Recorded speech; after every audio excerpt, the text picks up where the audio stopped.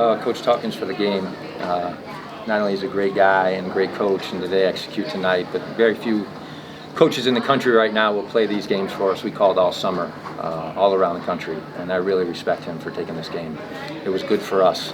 I thought we did some good things on the offensive end, but clearly defensively we got some growth in front of us. So we'll grow from here. If you have any questions, go for it. You guys went to the half down 10, but still came out with great energy, got back the lead at one point.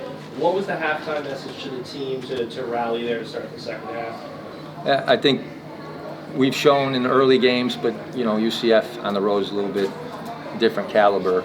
We're good in our spurts, and tonight the spurt ability you could see in public, but the consistency you couldn't.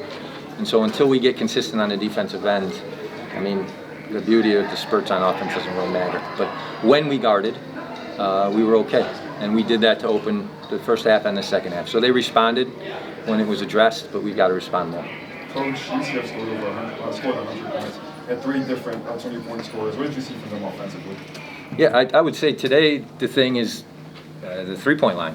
Like they were 2-20 last game. When they're making 13 threes at home and we don't get out and take that away, that's going to be an issue for us. So they did a great job. They had won games at the free throw line in the past 2, and I actually thought they won it at the three-point line today.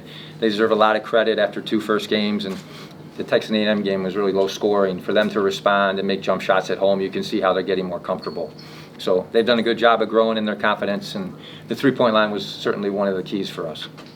Coach, a few games now into your tenure at FAU, how have you kind of settling into this season? Yeah, I don't know that we settled in much. I mean, we got a neutral, a home, and we got 6 on the road. So we're going to fight on the road to get better.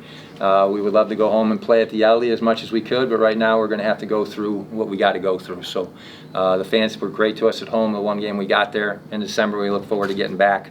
But the settling in for us is on the defensive end on the road. That's where it needs to happen. Coach, you had 5 players finish with double figures. Despite the loss, how encouraged are you offensively in the early going here? I mean, that's hard to be encouraged right now after playing defense like that. I will say I believe in the kids we recruited. I believe that we have depth. I believe that when we share and run, we're hard to guard.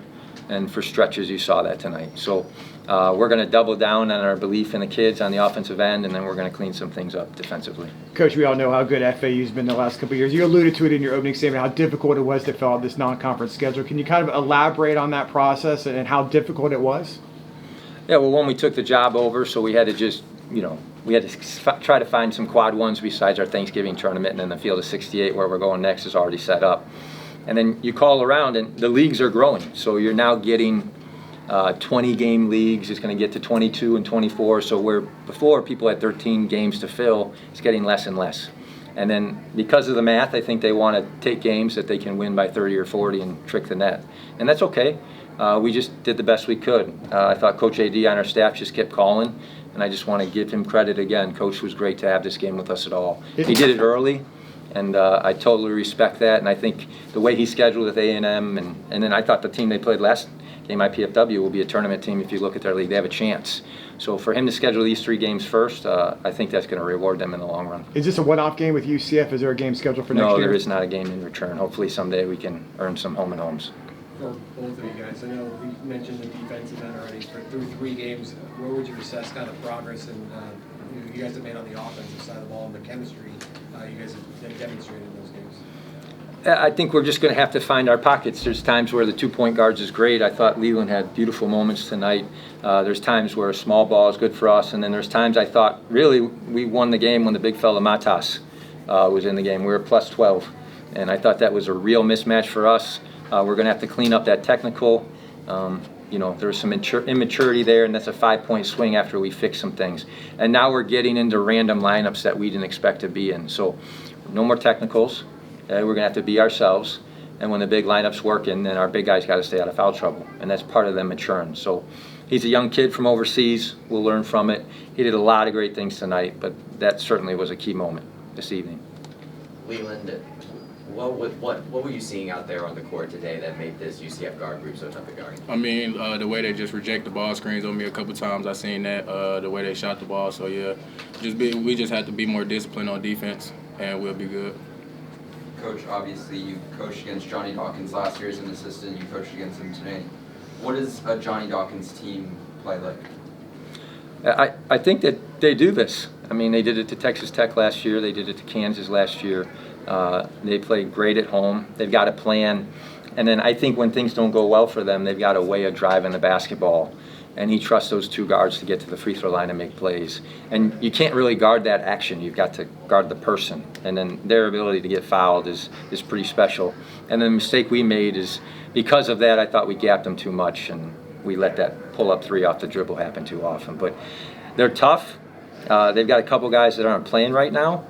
We scheduled them in part because we thought it was a quad one game and we needed those. And so we believe that they have nothing but upside. And I think Coach does a great job. Heading into this weekend, back-to-back games, Liberty and Charleston. What's the hardest part about going on a road trip like this, also staying in Charleston after that? And what do you guys look to adjust in the short amount of time that you have? We're just calling it an NBA road trip. To be honest, I can't tell you what the hardest part about it is because we haven't done it before. I've never been on the road for 14 days straight. These guys have been mature. The way they handle themselves, the sleep, the eat, nutrition, all that kind of stuff will matter. And then as we travel, we've got to be careful with their legs. And so, I mean, offensively, I thought we were fresh. Defensively, I wouldn't blame our legs today. So the next 3 days as we travel and get to the next spot, I think it's just about taking care of them and then making sure they're fresh so we can actually play on that end. So Leland, you led the team with 20 points and 5 assists. Despite the loss, how did you feel about your performance tonight, and what do you feel like you learned for the season going forward? I mean, I feel like I learned a lot from the season, but without my teammates, I wouldn't have been able to do what I did today. So that's really it. Richard, go ahead. Hey, Coach. Hey, Leland. Started with my first question for Coach. Obviously, heading into a tough environment, especially against an in-state opponent. How did you feel the team was managing through the ups and downs, despite the opposing crowd trying to get in your head throughout the course of the game? I was proud of the ups and down thing because clearly we came out on fire, ready to go, and then they hit back. And then we were down 8. We were going to find out a lot about ourselves. I mean, we played a neutral where we were up a bunch, and then we played a game at home where we were up a bunch. So to be in that situation for the first time, they at least showed the ability to get back when things aren't going their way. So we can't overreact. It's really early. Okay, it's really early, and then we've got plenty of time to get better. But they did show the ability 2 or 3 times to fight back after getting in some lulls. So I was proud of that. Last question, Richard. Yep, last question for Leland. Obviously, Leland, you had led the team scoring with 20 points, including 4 triples from downtown. Had a lot of bright moments in the second half.